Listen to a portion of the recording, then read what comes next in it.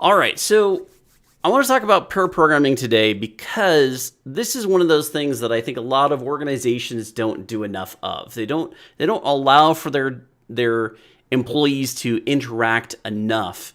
And we should really try to emphasize this in our working environment. I've been on this agile kick. I've been on this extreme programming kick. I've been doing a lot of these videos. I know they're not all entirely all that popular, but to me, like in the line of work that I'm in, this is some of the most important stuff that we can be doing. The making you better developers is what this channel is all about. Okay. Yes, I obviously train you. I teach you on how to do some basic programming skills, some advanced topics here and there, especially with some of the C# with delegates and events and all that good stuff. And obviously, there's a lot of video content that I could put together on that, and I would be happy to do that. But to be honest with you, there's a ton of that stuff out there on YouTube. There is a lot of YouTube content that can go over all of those things for you. And I know a lot of you enjoy the way that I talk about these things, but to me, my heart is in this. My heart is in how can I make you better developers? How can I make the ecosystem for developers better? And there's just something about Agile that I truly love. I have such an affinity for it.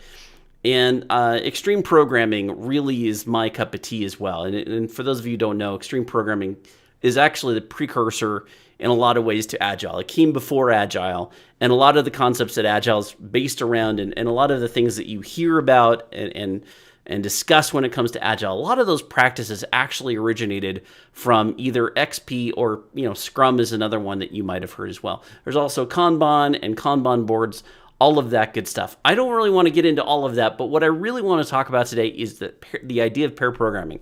It doesn't matter which Agile paradigm you are working in, no matter whether you're doing Scrum or Kanban or extreme programming, doesn't matter. You can do pair programming. There's no reason you can't, and there's really no reason you shouldn't. And probably one of the most common complaints that I get, or I shouldn't even say complaints, but biggest reasons people don't want to do pair programming is because they think it's going to detract from the amount of time that the team overall has to accomplish something.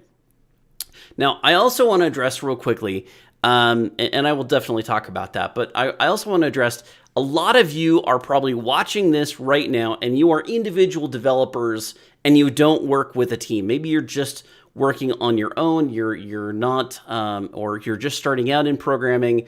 You barely have an idea of what's going on in programming. You're like, I barely know what a variable is. I barely know what a long is and an int is, or what the difference is. So that's perfectly fine. And you should be thinking, I think, in terms of your career advancement.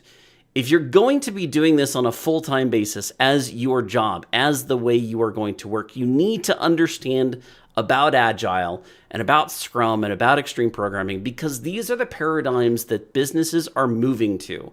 You're no longer going to get these requirements and, this whole waterfallish style. That's not where the business is going, where the industry is going anymore. There are still some organizations that do it. There's a lot of organizations that say they're Agile, but they're really not. They're really doing a implementation of waterfall and calling it Agile. It's Agile is not just I have this picture up behind me, a bunch of small little waterfalls, right? Like it is not. Agile is not a series of small little waterfalls. That is not the intent. It is about you as the developer, about how you can better achieve the goals of your customer. And pair programming is one of those practices that we know about that has solid evidence to show that you work better as a team or as a pair than you can as an individual. And I'm going to go over some evidence that supports this that has absolutely nothing to do with programming.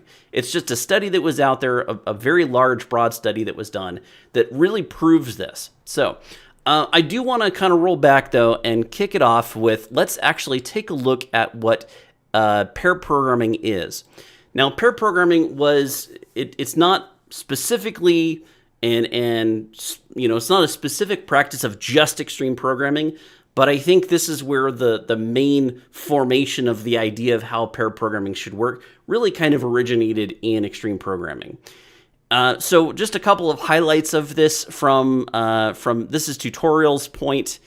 You're more than welcome to take a look at this, and there's obviously a lot of resources out there. But some key things to understand about pair programming: it's two programmers working side by side at one computer, or sharing one screen, one keyboard and mouse, continuously collaborating on the same design, algorithm, code, or test. So it's two people. It's not one person doing some work while another person's looking over your shoulder and evaluating your job performance. That's not what this is. It is about sharing the resources of the computer so that you can both together work on coming up with a solution. Now, as we've evolved into this more remote working environment with a lot more screen sharing capabilities, this has actually grown into something that's fairly simple to do if you just set up a Zoom session, or there's a lot of different remote sessions you can do. Zoom is obviously the one everybody knows about right now. But you can even use the Slack. Slack has a video call function on it. There's Microsoft Teams if you're using that. You can share your screen with other people and do your work. There's no reason you can't use these tools to do exactly the same thing. But the idea did originate from essentially a physical terminal, an actual computer with keyboard and mouse that was being shared between two developers. So one developer's typing and using the mouse, the other developer is sitting there observing. But the other thing you have to know is there's swapping going on, okay? So it's not just one person all the time doing the work and the other person watching over you. It's a lot of swapping. Now, the typical way that we set this up is something called driver Navigator. So the person who's on the keyboard is doing, all the typing, right? Typing out all the actual code, moving the mouse, and we typically think of this as the actual function of the driver, right? Somebody who's actually working in the gears and the levers and the steering wheel and all that good stuff, right? Knows when to use the clutch if you're using a gear shift, manual shift vehicle. You're driving. You're focused on the action of driving. That is what you're doing, right? You're making the vehicle go. Your thoughts may not necessarily be about the next upcoming turn, or maybe you have some advanced warning about the turn coming up ahead, but right now you're still focused on the road, making sure you don't cause an accident, making sure nobody pulls out in front of you, right? Your focus is attentive to the very immediate needs right now. While the Navigator is able to say, okay, in 200 feet, you're going to turn right, and we're going to go straight on that road for 3.5 miles, right? And it's going to be a long ways. And while we're on this trip, the Navigator's thinking about, okay, what's the next piece that we need to put in place? What's the next bit of architecture we want to do? And kind of guiding and helping the driver figure out where we're going, right? That's the idea of the Navigator, is they are kind of watching and observing to make sure that everything goes in the right direction, where the driver is making sure nothing immediately breaks down. Okay? So, advantages. Many mistakes are detected at the time they are typed rather than in... Oh, actually, I skipped a piece here. When necessary, two programmers brainstorm on any challenging problem. The two programmers periodically switch roles and work together as equals to develop a software. This is really important to understand. You are not in a static role. It is not where one person is driving the whole time, one person is navigating the whole time. You should be constantly swapping who is doing what. And this could be a timed interval. I know a lot of people like to pair this up with like a story. If they have a user story, they'll have, they'll stay a pair together for the entirety of the story, but they will swap on something like the next test they're doing. So if they're doing test-driven development, they'll write a test and then pass the keyboard and mouse over to the next person to do the implementation, who then implements it and then writes the next test and then passes the keyboard and mouse back over to the previous person, who then does it, etc. So you're constantly thinking about, okay, I see what this person is doing. Now I'm going to write the code to implement for the test, and now I also have to think in preparation of, after I do the implementation, what's the next thing we need to test? That's a system we call ping pong, but you still have this idea that you're swapping regularly. If you're doing driver Navigator, another very common way to do it is to use Pomodoros. So you're doing 30-minute increments, 25 minutes of work, 5 minutes off, 25 minutes of work, 5 minutes off, etc. Okay, I'm going through a lot of information really fast. I understand, and I've actually lost some viewers. Totally get it. This is kind of a boring subject to a lot of people, but this is really important. If you do not know how to properly do pair programming and you're not doing pair programming in your work environment, you are missing out on a lot. Okay, I think I've probably articulated that enough. Let's keep moving on. So what are the advantages of doing pair programming? So we know that if a bug is introduced into the environment, into deployment, all the way at the end, right? We discover that bug all the way at the end. That is the worst case scenario and costs the most amount of money and has the most amount of resources required in order to fix it, right? So the earlier on in the process that we can identify bugs before they go into production, the better, right? I think this is something that we all universally understand and acknowledge. So how can you fix this? Well, let's take the idea of a code review. Okay, one of the mechanisms that we use, one of the practices that we use all the time in order to prevent bad code from getting into the environment is this idea of code reviews, right? So you write up, you're an individual developer, you type something up, you submit it to your code, to your trunk or your dev branch or whatever you're submitting your code to. And you have some sort of senior level developer or tech lead that looks over your code to make sure that there aren't any problems.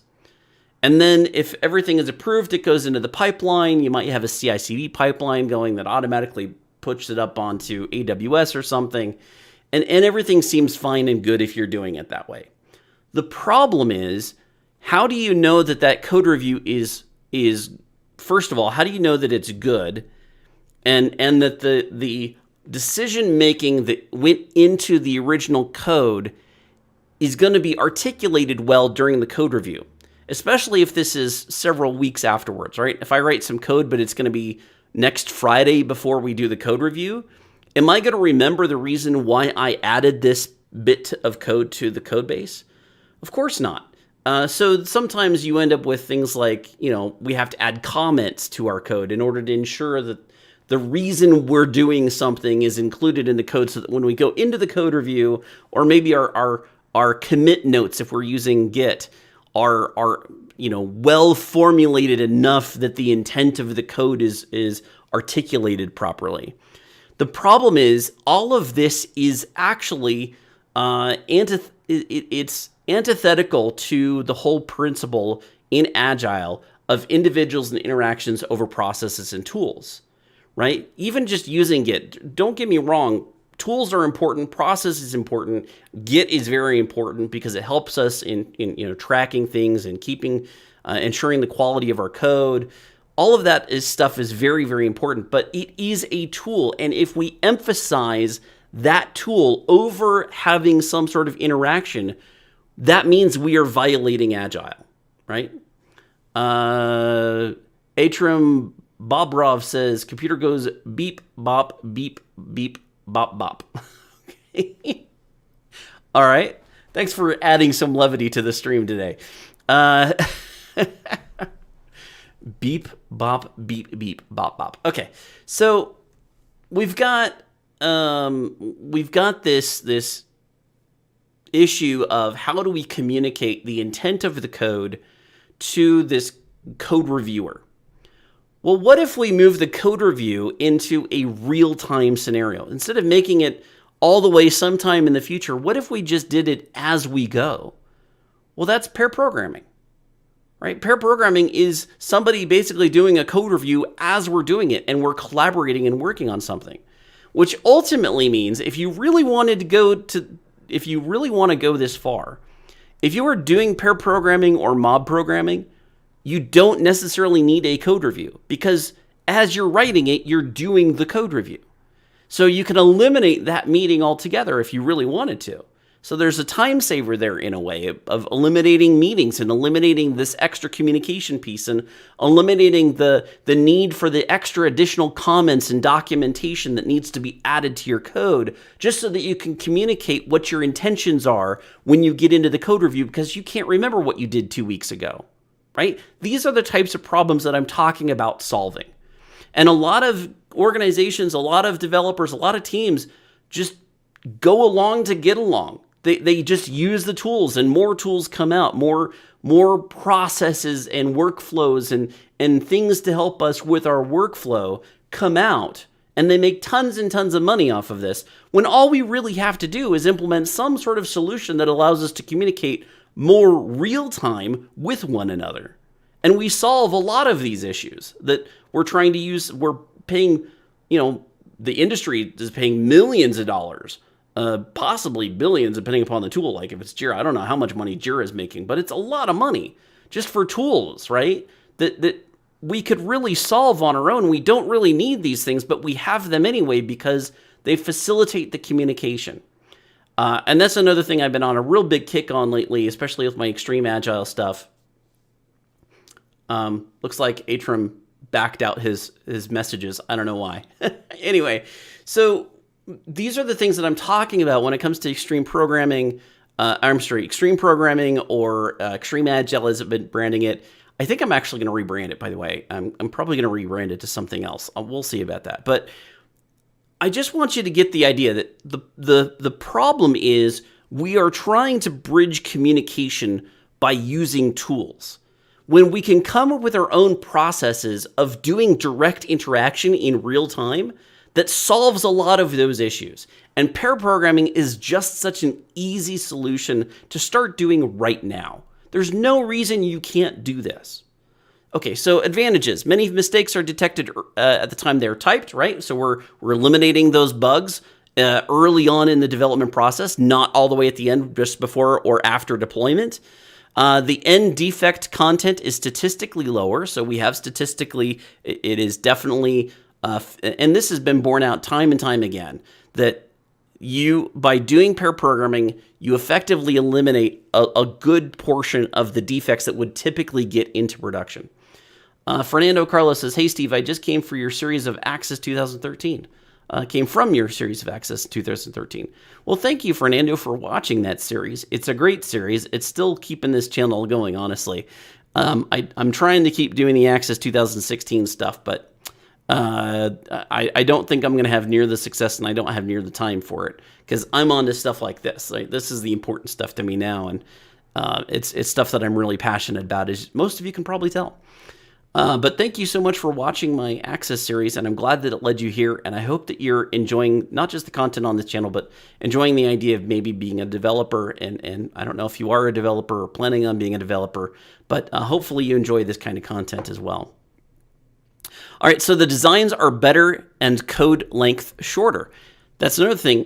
Code tends to be a lot slimmer and less verbose when you have somebody that is kind of watching over your code and saying, hey, there's a simpler way we could possibly do this. People learn significantly more about the system and about software development. And that is absolutely certain. I have seen this with the teams that I work with and I work with a lot of enterprise organizations. Well, not a lot. I've worked with several enterprise organizations. I don't know what qualifies as a lot, but I've worked with several teams in several different organizations that we've talked about this idea of pair programming, and we've gotten several of them to convert over to it and just try it and experiment with it. And in all of the classes that I do, this is something that we really, really push for.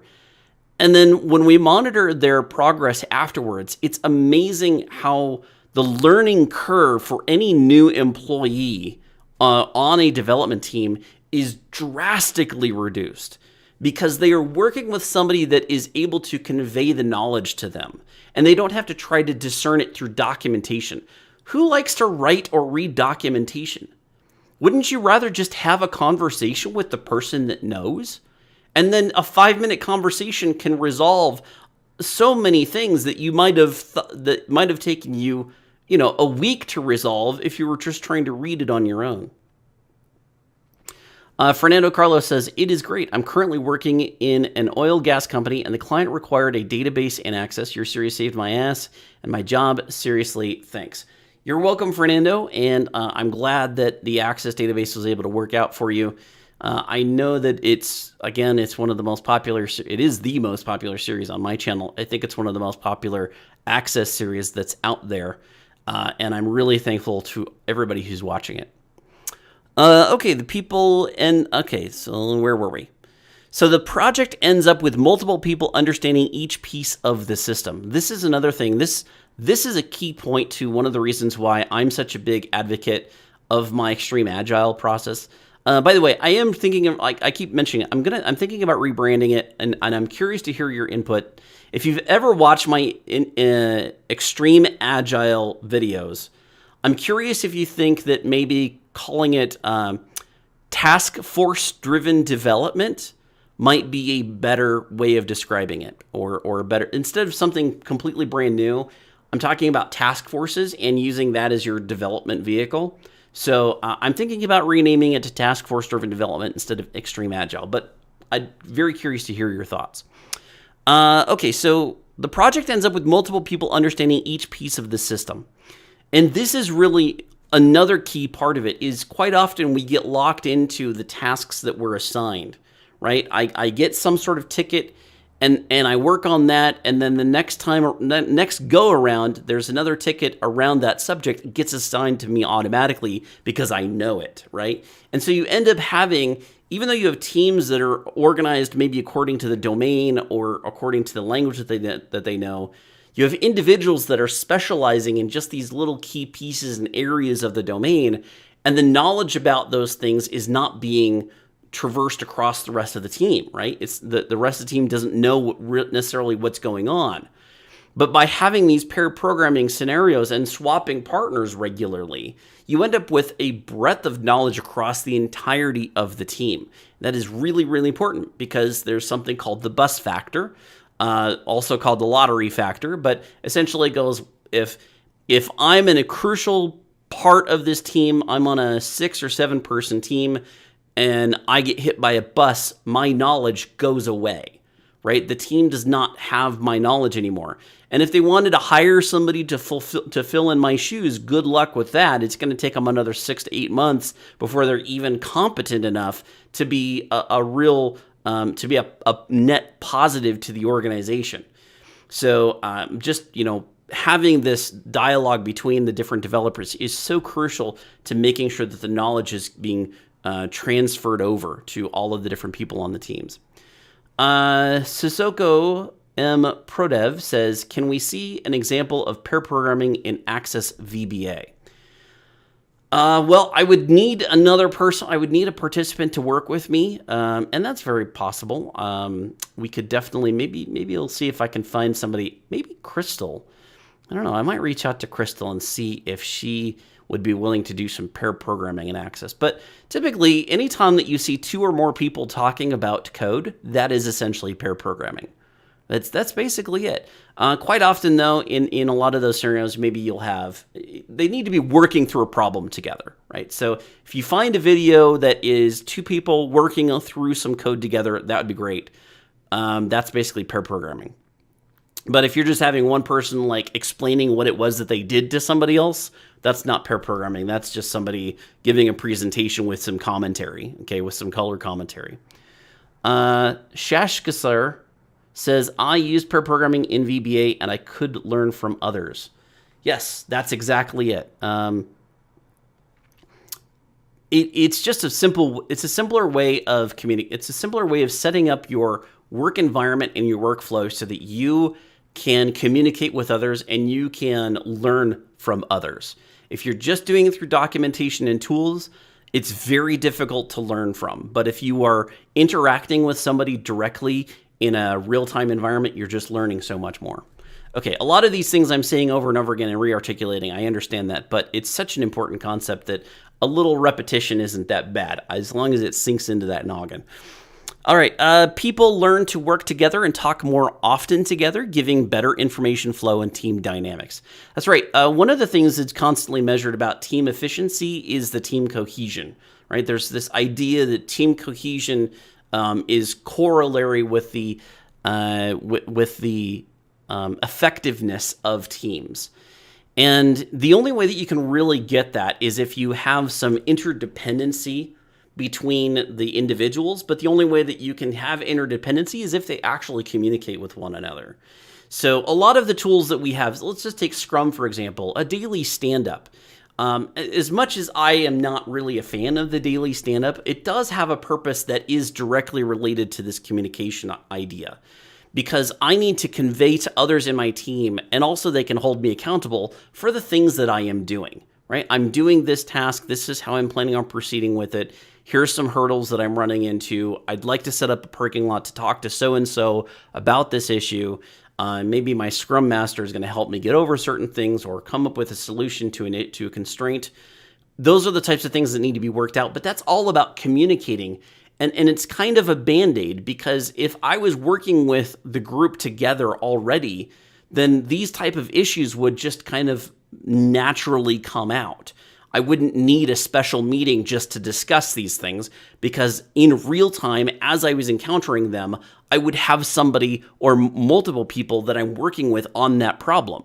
So I wouldn't need a stand-up to garner help. I already have the help with me when I encounter it. Why wouldn't you want to do that? Why would you want to set up a meeting where you have to try to remember all this stuff when you could just have it done real time if you're working with them? Okay, so talking together, giving better information flow. That's right. It's amazing how many conversations and how many great ideas come from just talking outside of the work, right? When you're just having lunch together, or you're just kind of sitting there, talking about the latest weather report. I don't know, just whatever, water cooler type talk. That's the kind of conversations that often do spark some really great and interesting ideas without it being directly influenced by the work that you're trying to immediately do. So it just kind of, that team cohesion is the main idea. And you get a lot more team cohesion when you learn how to communicate with one another, which you're forced to do in a pair programming environment, right? If I'm pair programming, I have to learn to communicate with others about what it is that I'm doing. Otherwise, it's just as if I'm sitting there doing it all by myself and the other person is reading a magazine. Okay. All right. People enjoy their work more. This is true. I don't have a statistic on this, but I do know that maybe it's somewhat anecdotal. I'll go to the more anecdotal. The evidence that I've seen from the teams that I've worked with is that the job satisfaction completely increases astronomically, because they feel like they are working together as a team and they are not on an island having to try to come up with solutions on their own, and having the fear that if they don't get the solution done on time, they're failing their team, they're failing others. There's so much of that goes on in typical organizations that just doing some pair programming really resolves that. Just feeling like, hey, I'm working together, I'm working collaboratively. I don't feel alone. I don't feel like I'm failing my team in any way. I'm just working through a problem, and I'm rotating maybe with other people on the team so that we all kind of get an idea of what the problems are that are being encountered. Some pair programming experiments. Research reveals that pairs use no more man hours than singles. Interesting. No more man hours than singles, according to studies, which is probably one of the most common detractions, or common objections, I should say, is, well, we're dividing our workforce in half. That means we're getting half the work done in the same amount of time. That is not true. We have studies to show that it is not true.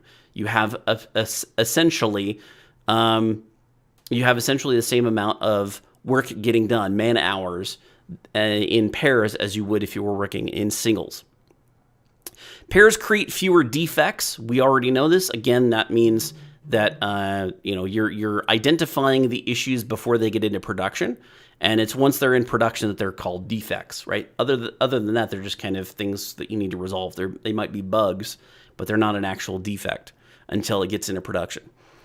Pairs create fewer lines of code. So this is just statistically borne out. You have fewer lines of code. One of the other things is if you're doing TDD, I definitely find that there is a lot better code coverage in terms of test coverage, because you're working with someone else often gives you a different perspective on what the next test needs to be. Okay, pairs enjoy their work more. Great. We see that through studies. University of Utah conducted experiments on pair programming. The results revealed that pairs spent 15% more time on the program than individuals. So they're spending more time on the actual program than if they were just alone, which kind of makes sense, right? If you're just doing it all by yourself, you have such a cognitive load on you that you just need a break all the time.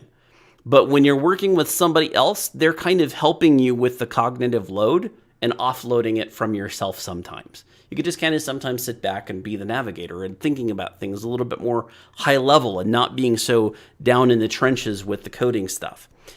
Code written by pairs consistently passes more test cases than the code written by individuals. I think I just talked about that. Pairs consistently implemented the same functionality produced by individuals in fewer lines of code. Okay, so more efficiency there. Learning how to program in an environment where there are rapidly tangible results is fun and allows one to learn faster. That's right. So we are definitely learning faster doing pair programming. There's a lot more. I will definitely put a link to this article in the video description once I post it up there for regular viewing. So there's also pair programming for Agile Alliance. This is another great website that you can check out.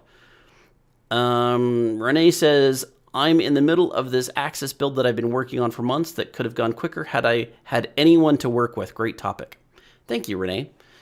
Yeah, just a lot. And I actually, I still do some collaborative stuff with Axis. So some people still can hire me to kind of work with them through their code. I do not myself do Access code anymore. I don't write applications in Access. But what I do is I assist different people with their Access code or with writing applications. So I will pair program with them quite often and just kind of help them and navigate them. Sometimes I'll sometimes I'll sit in the driver's seat when I know that we're running into an impediment of some sorts, but I really like to have the person who's trying to learn be kind of the driver. And I sit there and I kind of help make sure that they're on the right track and they're doing the right things. Okay, so I did want to talk about this common pitfalls, and I think this is the only... Oh, no, there's a few other things I highlighted. Some common pitfalls about pair programming. Both programmers must be actively engaging with the task throughout a paired session. Otherwise, no benefit can be expected. And that's absolutely true, because that seems kind of obvious, right? If it's just one person doing all the work, and the other person sitting there on their phone or reading a magazine or the news or something, then there's really no benefit. You might as well have just halved your resources because the other person is not actually actively engaged. And so it's still one person. They just have an observer that's not really interacting with them at all. That doesn't help anything. So you need to make sure that you are having active engagement between both people, both parties. A simplistic but often raised objection is that pairing doubles costs. That is a misconception based on equating programming with typing. However, one should be aware that this is the worst case outcome of poorly applied pairing. So yes, once again, this is the same idea of, this kind of stems from the same idea, right? We're splitting the workforce, or we're having the amount of resources or having the amount of work that we're going to be able to get done in the same amount of time. And that's because that argument is typically made by people who do not understand that the majority of the work that you're doing as a software developer is not actually writing code. It's thinking about the code you're going to write. That is where the majority of time actually happens. And this is an obvious fact to anybody who's done any software development, right? You're thinking about the code more than you're actually writing it. So wouldn't it be helpful if one person is doing all the thinking while the other person's doing all the typing? How much faster do you think your code is going to get done if one person is doing all the thinking while the other person is doing all the actual typing? Right? You can really, really slim down how much time it takes to get anything done if you have multiple brains working on the same problem. Okay. At least the driver and possibly both programmers are expected to keep up a running commentary. Pair programming is also pair programming out loud. If the driver is silent, the navigator should intervene. That is absolutely true, and I see this time and time again with the groups that I work with. I will hop into a channel, and I will see the driver just kind of going off, and I hear dead silence. I'll just sit there and wait. It's kind of comical. I'll sit there and just wait until somebody says something. And it'll be 10, 15 minutes before I hear a word. And usually it's, oh, Steve's here. oh, Steve's here. And it's a really instructive point. Why was there silence for 15 minutes? You need to be collaborating on this. What are you doing? What are you typing? Why are you typing this? Right? What is the thought process behind the code, the line of code that you're writing right now? Talking about what you're going to name things, talking about, what variable data types you're going to be using, talking about the next layer that you need to build, talking about the test that needs to be written next. All of these things, talking about how to refine your code and refactor it so that it's slimmer. All of these things are just important to do. And if you're not communicating at all, then you're not actually effectively pairing, right? You're just doing it all on your own and have a hitchhiker, right? Osvaldo Leva says, hello, Steve. How a small team like 4 devs with a bunch of JIRAs or tickets can implement pair programming as standard in the team. All right, so this is great. Thank you very much for asking me a question that is directly related to the topic, Osvaldo.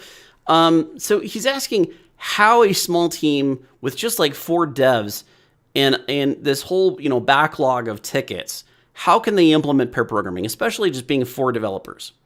Well, first of all, Osvaldo, what I would actually do if your group is that small, I would actually do mobbing more. So mobbing is essentially, it's really just defined as 3 or more developers. So mobbing is 3 or more. Pairing is just 2. But mobbing is 3 or more developers. I like having the whole team, and this is something I argue for all the time.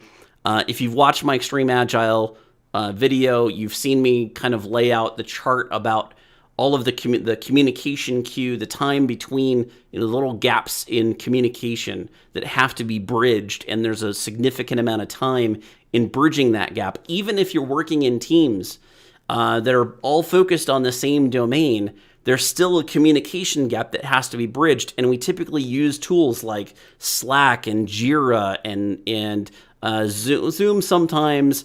We have these tools that we use to try to bridge those gaps. I think we all recognize them and know what they are. So how can we avoid that? How can we avoid those gaps? Well, just get everybody in the same room together. There's no reason you can't do that. And what you'll end up having happen is that you'll go through those tickets faster because everybody is in the room. All the people you would need to ask the questions of are there. All the people with the expertise on the entirety of the domain in which you're working in, they're all in the room with you.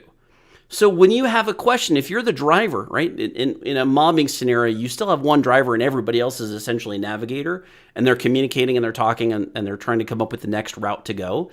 That's how you can kind of really have the bigger ideas and go faster.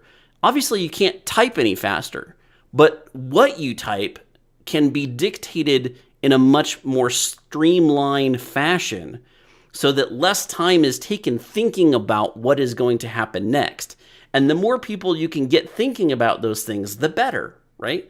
Obviously, there's a certain point where it's diminished returns. You get to a point where you're 6 or 7 people, and now you're kind of reaching diminished returns, which, again, I'm going to talk about this. There's a study I'm going to get to here in just a bit. But the more minds that you get, more than one person, you're going to contribute to lessening the amount of time to actually work the ticket.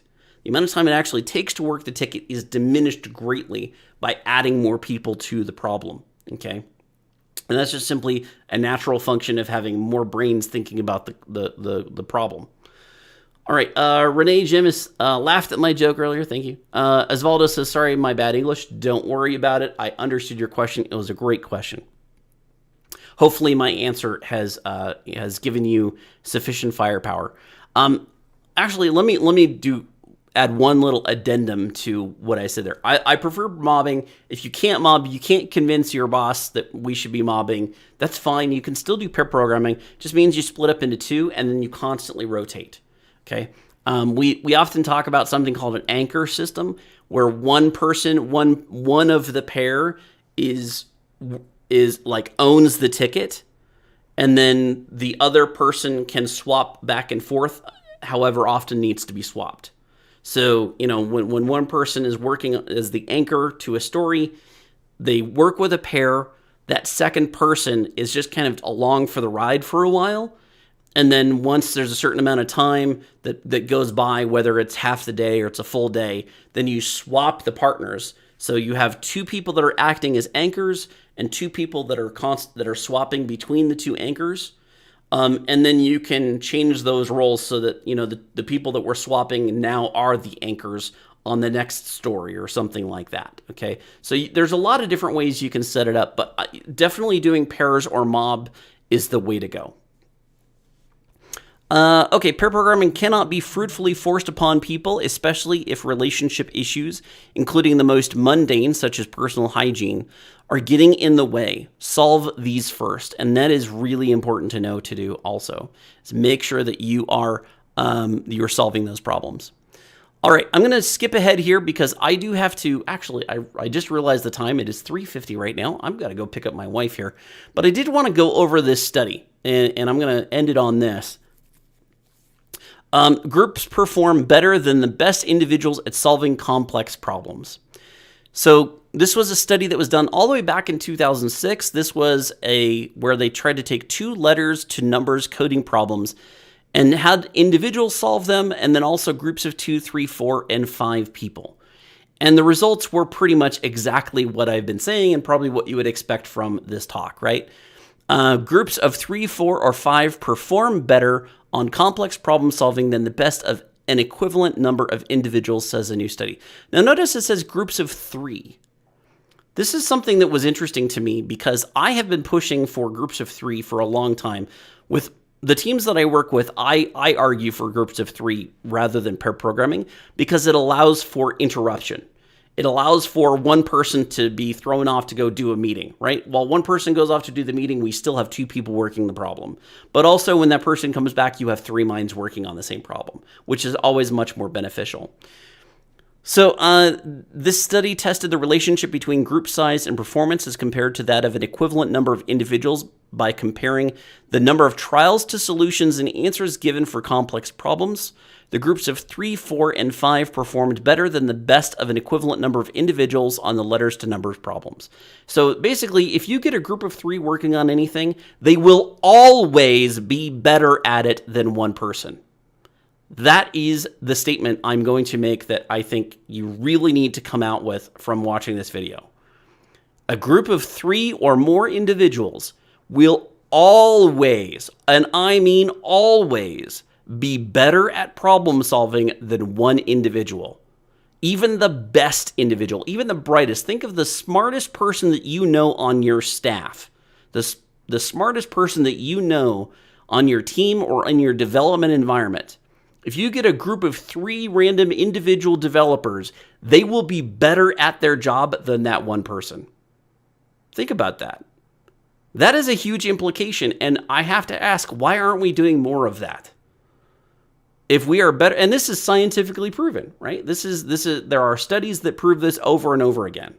So that's what we should be doing. We should be leveraging this. This kind of goes along with other team concepts that I've been pushing for, like task forces, and using more individuals and interactions, avoiding those communication crutches like tools of Jira and Slack. I get it; those are useful things for asynchronous communication, but the best kind of communication is real time. That is the best way to talk about things, the best way to problem solve. Okay, so this is what we should be gearing ourselves towards more. We found that groups of size 3, 4, and 5 outperform the best individuals and attribute this performance to the ability of people to work together to generate and adopt correct responses, reject erroneous responses, and effectively process information. Groups of 2 performed at the same level as the best of 2 individuals. So that is why I push for 3. So groups of 2 performed at the same level as the best of 2 individuals. So you take the worst performing pair and they're as good as the best individual. So just remember that. That's something else to kind of keep in mind. All right, Renee says one guy spews out pseudocode or talks out the design of the app. If it's a DB backend app, the driver talks out the table structure while one or more put together DB, right? Yeah, basically you can have cross-functional teams. Just because I am a DB, a DBA doesn't mean I can't sit in on your entity framework building or even your front-end UI stuff, because ultimately I'm going to see how that is going to affect the database that I need to design, right? Knowing the code that they are writing and having them explain it. I don't even need to know what the code is that they're writing. I don't need to be able to read JavaScript or C# or any of that. I just need to understand the conversation they're having while they are coding. And now I will understand ultimately what needs to happen on the database so that when they get to the part where they build the database, well, then I have a complete understanding of the context of what it is that I'm building and why it is important to everything that they're doing. All right, I do need to end the stream a little bit abruptly here because I got to go pick up my wife from work, but thank you everybody for watching. I hope that this has been instructional and you've learned something. Please feel free to drop me a comment in the comment section below this video, and later on I will definitely get the links to these articles posted for you so you can review them for yourself. Thanks everybody for watching. You guys have a great